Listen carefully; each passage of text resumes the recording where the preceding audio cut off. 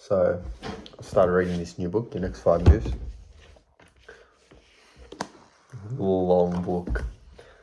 But one thing that I read and I thought really resonated with me was Patrick Bet-David when he says he killed his old self. I think sometimes in life, in order for us to progress to the next level, we got to kill our old self, because our old self is what's holding us back. Our old desires, our old relationships, our old methods, our old mindset, our old belief. And he speaks about it in that context. It actually correlates highly with what Alex Hormozi says in the first thing. Figure out who you are, figure out what you want. It's like a 3-step protocol. Figure out who you are and figure out what you want. Second step, ignore the opinions of others, except if they matter in your life. And not just matter in your life, are actually succeeding in your life, generally coming from mentorship. And then the third step, do so much quality volume where it's impossible to fail.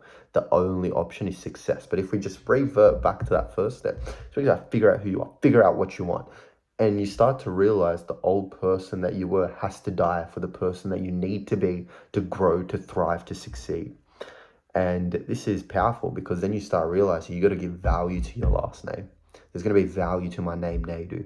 There's going to be value to his name, Bet-David. And he speaks about the moment he was seeing his father not receiving the treatment he needed in hospital.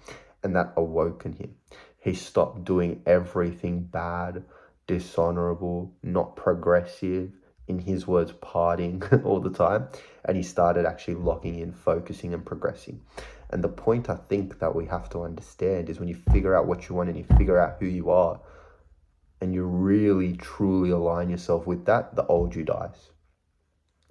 The one that latches onto the past, the one that gives excuses all the time, the one that gets hung up on things that weren't valuable or didn't matter. You got to kill the old you for the new you to be reborn. There cannot be a rebirth of the new you if there is not the death of the old you. And he articulates it so well, it actually connected with me and resonated with me significantly. So ensure that you don't try to create a new you whilst latching onto all the bad traits of the old you. Let that old you die for the new one to rise.